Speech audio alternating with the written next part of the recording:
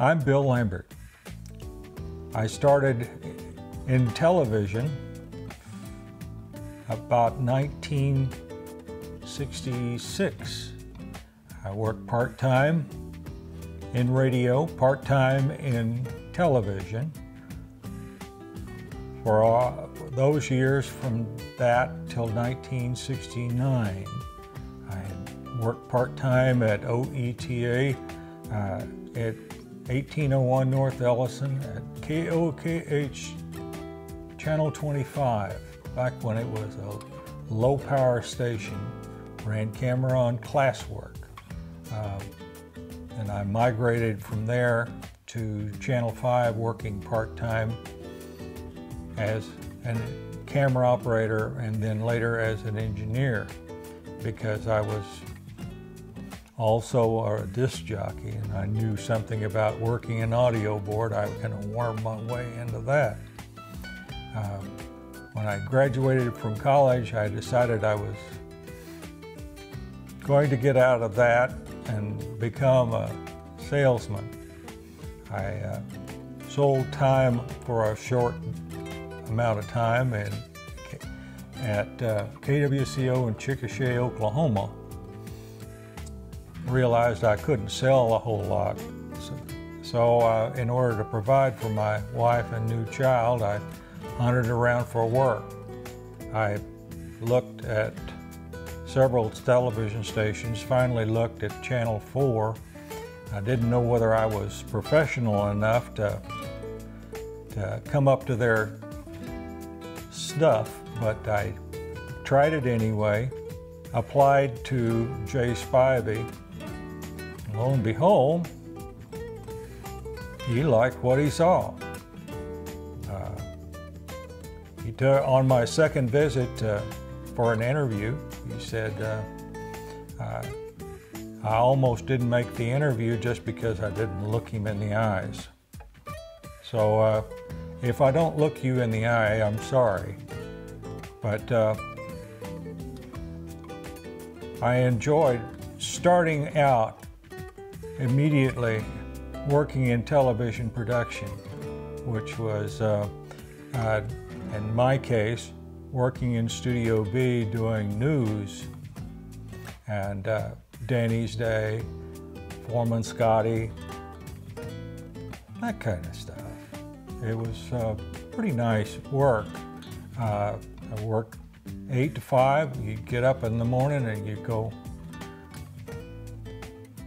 drink a cup of coffee, start figuring out what you were going to do for Danny's Day. You had a set piece you had to set up.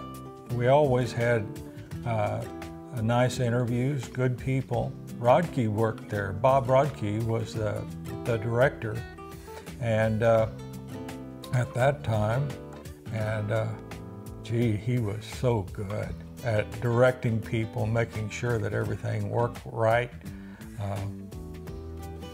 And you knew if he liked your work because he'd call you Ski Cat. That's back to his days at Korea, where he was a photojournalist, or photographer at least, in the military. Learned his chops there. I liked doing Danny's Day only because that gave us an opportunity. Every operator, every person in the production crew to, be creative. We'd come up with different set ideas, different lighting ideas. And I think that we learned more just by sheer number of different things we had to do. There were options brought up to you. You learned by doing.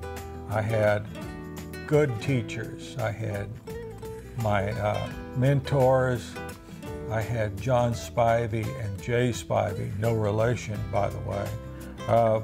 But John Spivey was the supervisor in Studio B. Jay Spivey was my boss, but he was also an excellent lighting man.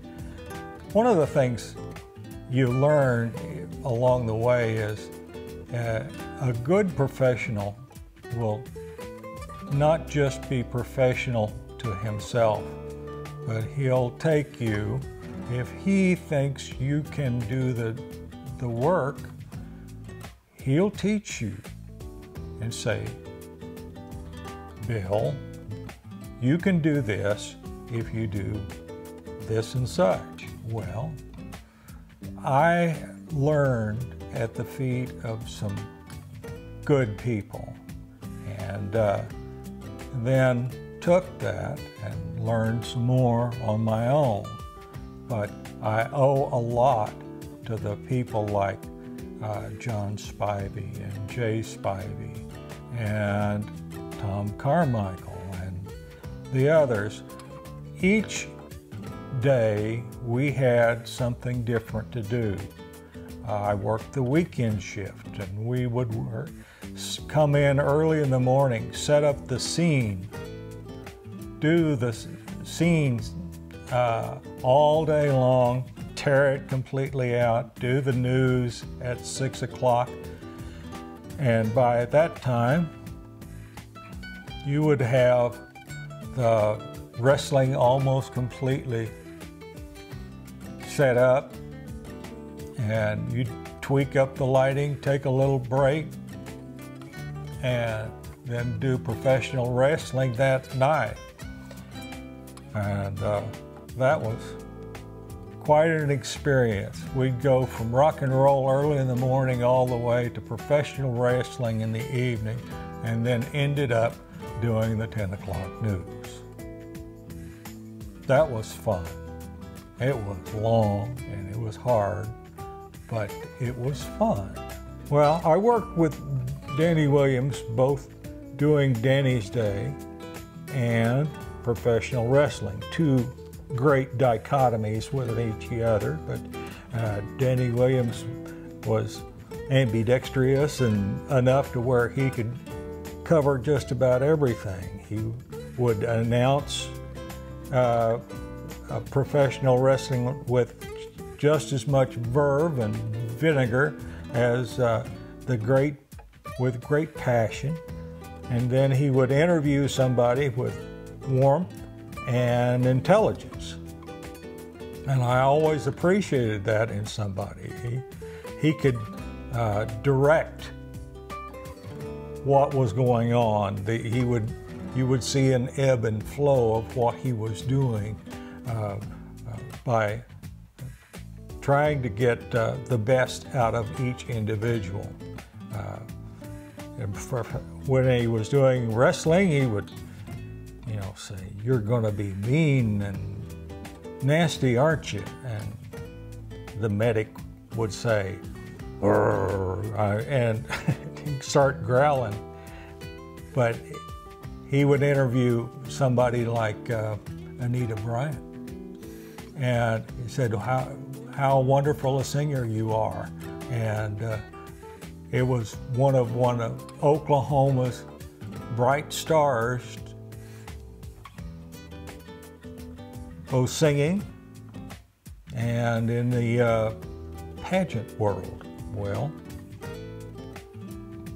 you see the great dichotomy of the two. But I saw a lot of music production went on a lot at Channel 4. For some reason or another, we started with furniture dealers.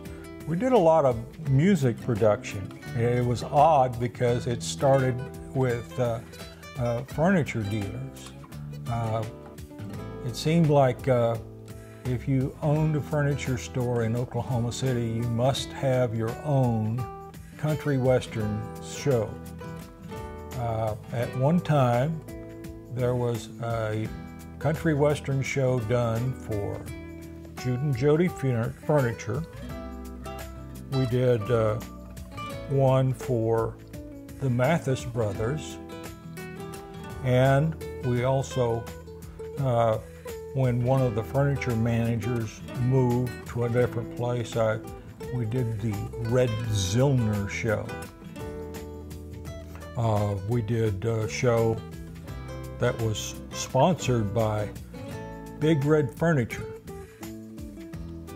Back then, that's Evans Furniture. They came up in class later on in their life. But they started out as Big Red 4x4 or 5x5. I never could remember that. It was fun doing those things because we got to meet a lot of talent, a lot of work, but there again, our creative juices were pushed to the limit. Doyle Glazier, the art director at Channel 4, would come up with wonderful sets. He and the entire art department and the carpentry department would come up with wonderful sets that we would have to set up and take down and light. But it was all worth it because it was enjoyable. We got to meet a lot of good people that way.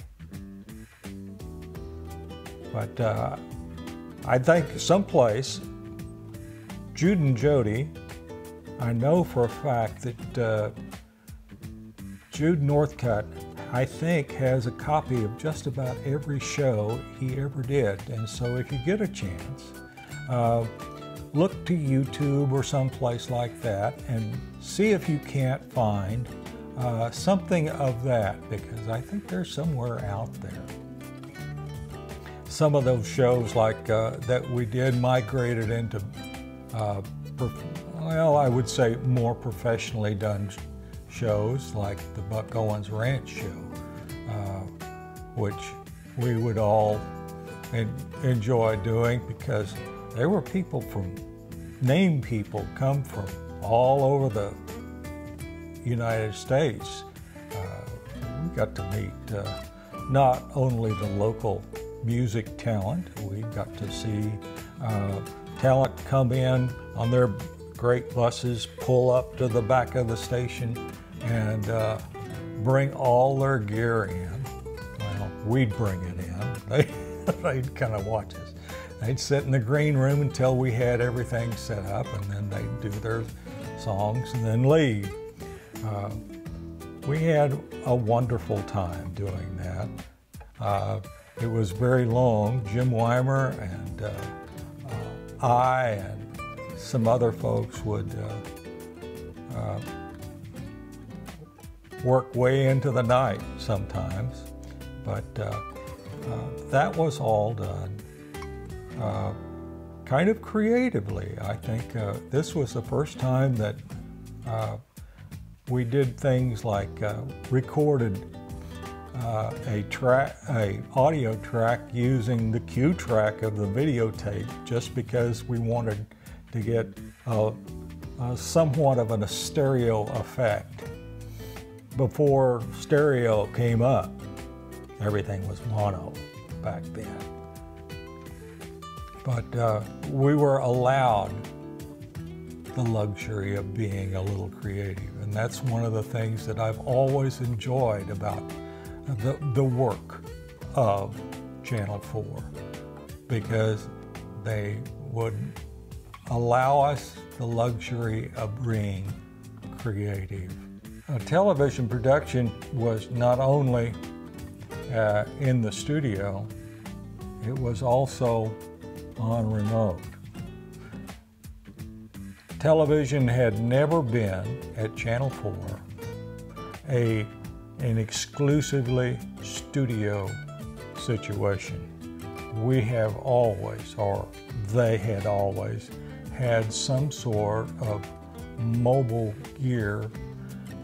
That's one thing that Mr. Gaylord has always been able to come up with, and the money for it, at least. It was up to the folks like Willard Hines and Bob Hayward and all the rest of the people like Gene Lyons and the folks that Daryl Bird that came up with the outfitting of these mobile units. He would buy a bus. So the first time we had a mobile unit was a Buick powered bus that was empty, and they just filled it full of, at that time, black and white color equipment, which was quite bulky, but we had consoles for audio, consoles for video control, and storage areas for all the equipment. We had a television remote unit and a radio remote unit. At one time we had an FM station too, so that it was WKY AM and FM. I saw that bus, but I've never worked in it. But I worked out of a small black and white bus until such time as they decided they could do more production, and they came out with a huge semi-trailer. Once again, it was empty, and it was the staff of folks like Bob Hayward and Gene Lyons and Dale Bird and Lester Tucker and Louis Parks that outfitted it custom and were the forerunners of mobile units around the United States. People would come and look and see how they laid out their equipment and get an idea of what a mobile unit was supposed to look like. Nowadays, you don't think much about it because they go do football any place, all around. Basketball, football, baseball. You know, we did them all. We did even hockey. Bob Sr. had a little meeting with us one time when the Oklahoma City Blazers were a brand new hockey team, and he said, we're going to teach you all the basics of hockey so that you'll understand enough to where you can shoot it. So we sat there and watched a hockey game, and he'd stop it every once in a while and say, this is what he's doing. There's the blue line over there. That blue line means something. So if you catch it in your viewfinder, this is how you're going to shoot it. If you see the referee doing something, you better note it.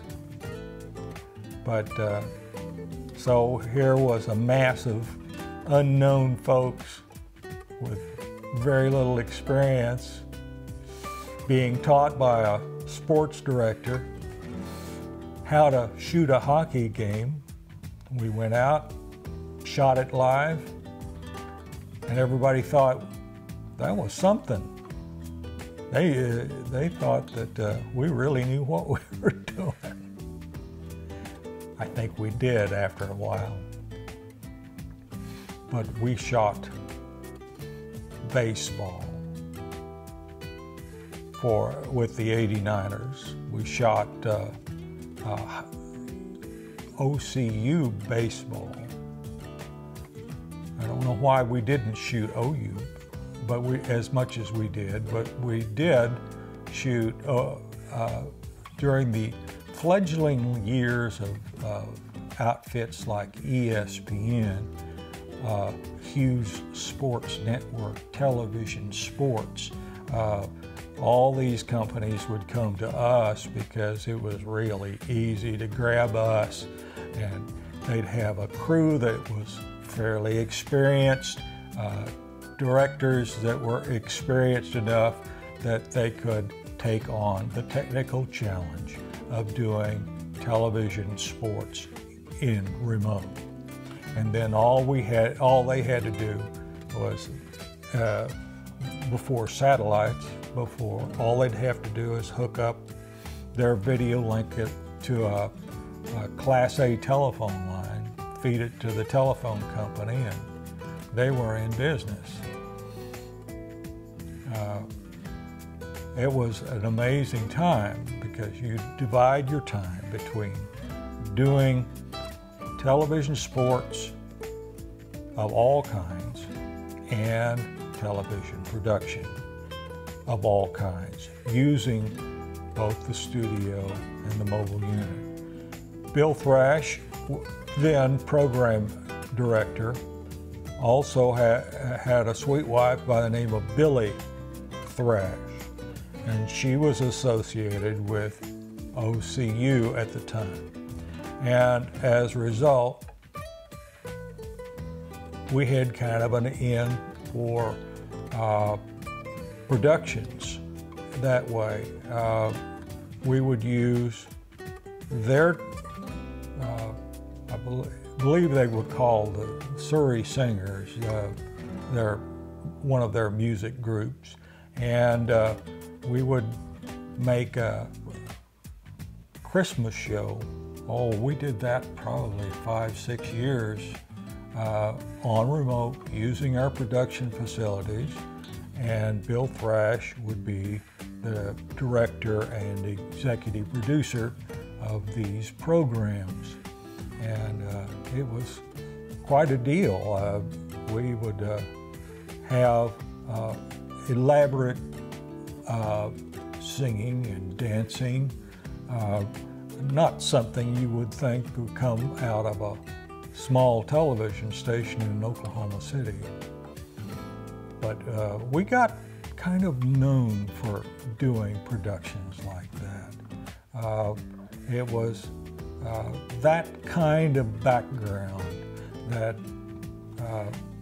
we built upon with the help of Lee Allen Smith, then general manager of the television station, to come up with what he called the Stars and Stripes show.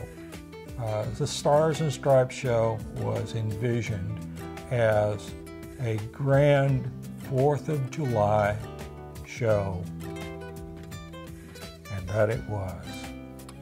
We spared no expense, and we wound up with a network television show, broadcast live from various venues. The first time I think it was from the State Fairgrounds Arena, then to the Myriad, then someplace else. But each time it was bigger and bigger. We had class talent, class directors. We fed. I've never known a small television station from Oklahoma City. I was confounded because this television station was broadcasting live over NBC for an entire hour of patriotic music, singing, and dancing. We were in control of everything: the lighting, the television production, the engineering. And we were thought well enough to where it was nationwide. We had a director that came from Hollywood, Dick Schneider. And we wound up with Bob Hope being our host. Over the years, I never in my life thought I'd say this, but I've met the man and worked with the man, and I learned a lot about him. One of the things that, odd little things that he liked goat's milk cut with water. And you always had to have a glass of it someplace, you know. But that's one of the little things that you learn about people. You learn how nice people are, how easy they are to get along with if you do your job right. And that's all that can be expected of people. And you found out very quickly that these very good people are very good for a reason. They have talent. There was a lot of talent at Channel 4. There was a lot of talent in the engineering department to be able to come out and do a network quality program. People like Aaron Britton, who I love dearly, who knew more about color in his little pinky than I would know in my entire life. There were folks who knew more about audio. Lester Tucker was a whiz at audio, and he was gracious enough to teach anyone what he was doing and why he was doing what he was doing. All along the way, Jay Spivey was lighting and running electricity and showing you how to do things so that later on in life you could do it too. Back in my early times at Channel 4, I was privileged to work with Steve Powell, who did a little show called Foreman Scotty, 4 o'clock every day, directed by one Billy Nix. The man was a wonderful director, but he was hard to work with because he told so many jokes, one right after another. It was hard to keep a straight face and do your job. I'll give you another secret. One of the commands that you had to have was for the magic lasso that would come out and survey the crowd of young people. And that was, the magic word was Nix-O-Billy. That was what we used to call Billy Nix, the director. So you're literally calling for the director to bring out this magic lasso. A piece of trivia. When I was 13 years old, I visited Channel 4. And because it was my birthday, even as I was a large person, I sat on Woody. Got the golden horseshoe. Got it to this day. So there. Later on, I got to run camera on production of Foreman Scotty's Adventures.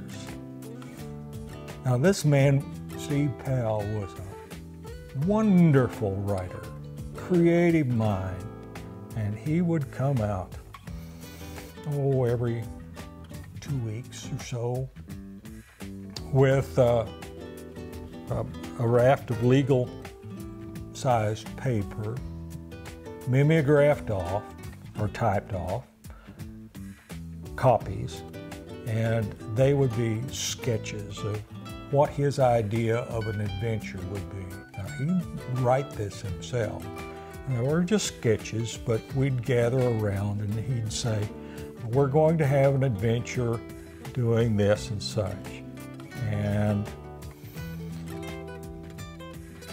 everybody'd kind of ponder on what it was that they were going to be doing. Well, it's where he's going out to sea, and so we'd have to go, well, we have to come up with some sort of a a sea view or a ship or something. And we'd root around in the warehouse trying to find something that would make it look like it was a ship or a mine or an airplane or a submarine. Believe me, he came up with a lot of weird stuff. But there was, once again, our possibility of being creative. We did the same thing for Count Gregor, but that's another story. But periodically, he'd need a little extra talent. And wouldn't you know, it befall me. Every year, we would have our grand entrance into the airwaves for the state fair. We'd roll up the mobile unit, the radio mobile unit, the television mobile unit, and around the old Pubco Pavilion, and have a grand view of what this dynasty has brought. Television and radio and publishing. We would do the newscast, noon news, 6 and 10, and then in between we do Denny's Day, and lo and behold, we do Foreman Scotty too. It fell on me one day that they decided they needed a villain to ride around and shoot at Foreman Scotty. They didn't have fancy names. I was simply called the Phantom. They said, Bill, put on Count Gregor's cape, wear cowboy boots, I'll give you a hat, put on the shirt that we got out of the costume room, and you're now the Phantom. I'll give you a gun. So it was my job to go over to the monorail, hide out, get on the monorail.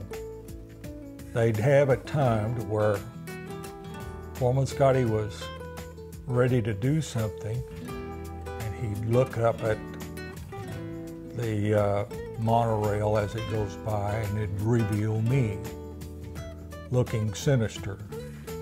Well, the only problem is, we didn't think it through real quick, and we found out very quickly that the windows opened on the wrong side. The other side, that was facing Opubco, where all the cameras were trained, were fixed windows. They wouldn't open. So I, being the desperate soul, trying to please everyone and not pleasing many, decided in my infinite wisdom to crawl on top of the monorail through the window, lean over the monorail, and shoot at Foreman Scotty as he passed by. That became a series every fair. Every time there was a fair, mysteriously the Phantom would appear. I have been chased by over 200 little kids and barely got out with my life. It was an amazing time. We mentioned a little earlier about our foray into the macabre with, once again, Count Gregor. The Count, John Ferguson, has gone through many morphs. He was first and foremost a great salesman. And that's his prime interest, was being a salesman of television and radio time. And in his spare time, he'd always had the love of acting. So he developed over the period of time a macabre character called Count Gregor. I was able to work with him for many years as both cameraman and lighting designer, and that was a ball. He had other friends would come in and out during the occasions. He had a ambulance driver, or there's a better term for it, but he was from Enid, Oklahoma, an EMT guy who came in and put on an ape mask, gloves, and a leather jacket, and he was the ape man. And there were others, but we all worked off of an amazing creative mind, once again, of John Ferguson, Count Gregor. And we tried to sink in with our horror movie of the week. We would try as possible to be as creative as possible and do inserts that would run in between the movies, the movie sections actually, segments. And he would introduce the movie, we'd go into the movie, we'd do a little segment, funny bit, go back into commercial break, go back into the movie, ad infinitum. He had a show every week for years. And so we got to do a lot of stuff. One of the best times we ever had was Channel 4, once again being creative, and allowed us to be creative, ran a 3D movie. Now think about that. Channel 4 did 3D television before anybody. And what happened was our engineering staff got together and said they were creative enough to figure out how to do television in 3D by moving the scans, the overlay of the 3 tubes slightly off enough that you could get a 3D effect. And it kind of mushroomed into such an extent that our sales department thought this was going to be a great gimmick. And so we got 7-Eleven to come in on the deal, sponsor it, and we got them 3D glasses. And 7-Eleven dispensed them as part of the promotion, cross promotion. And we televised the movie called, I think it was called The Ape Man. I could be wrong about that. But it was a really bad 3D movie, but it didn't matter because we ran it all in 3D and the inserts were all in 3D. That says something for the creativity of Channel 4. I worked as a projectionist for Channel 4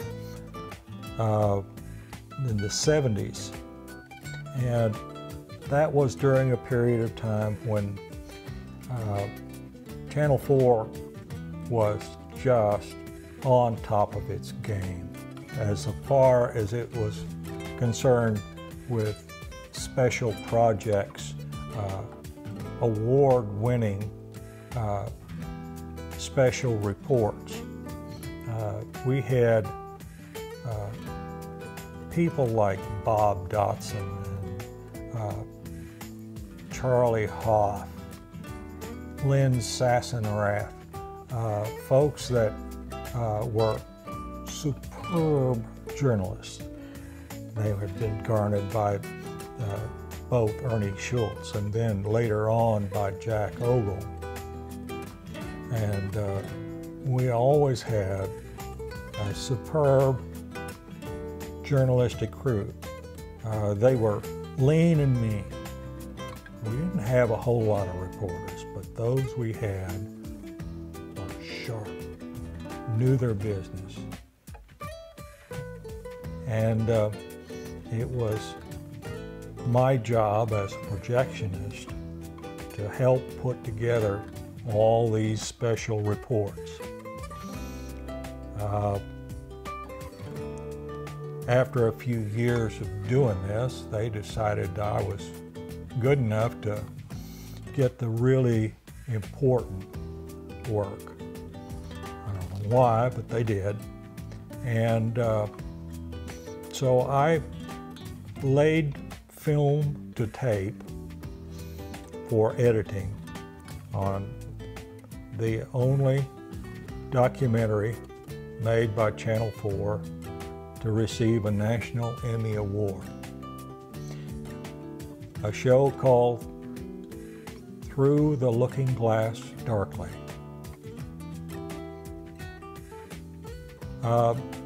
And I had also the misfortune of damaging the first foot of film.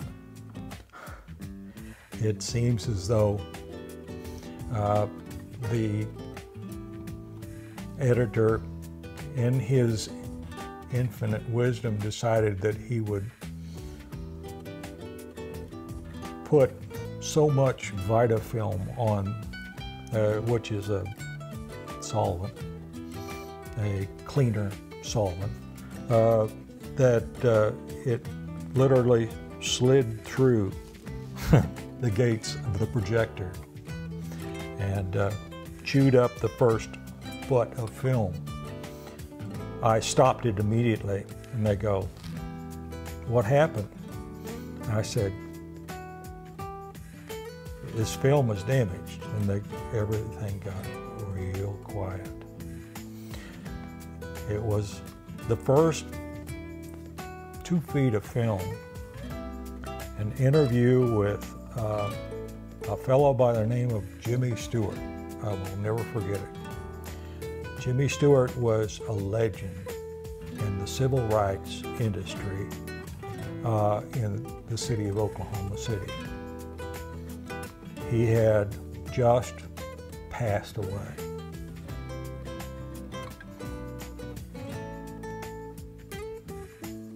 So now you know why there was a hush.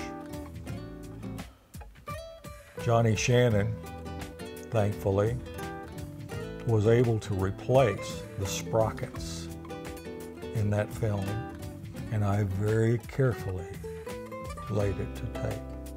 I spent the better part of 43 years at Channel 4. Been through 6 companies, 3 call letter changes,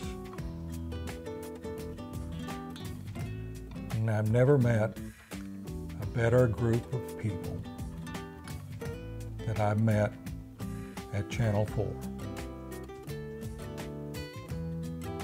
I spent years running camera, running projection, master control, lighting designer, lighting director, camera operator, and now I'm retired. but I will always remember the people. All through the years that have been my friends and mentors at WKY Television.